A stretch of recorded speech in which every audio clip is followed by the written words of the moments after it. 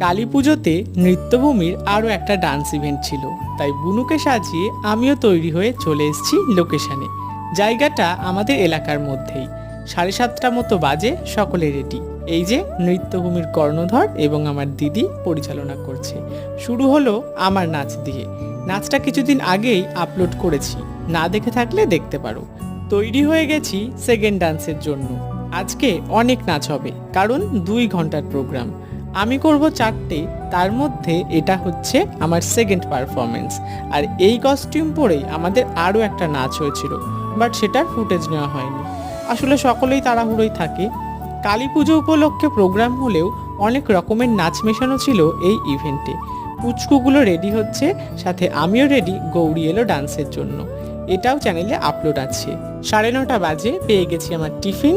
স্টেজে চলছে last dance. এরকম আরও ভিডিও দেখতে এখনই সাবস্ক্রাইব আর ফলো করে নাও।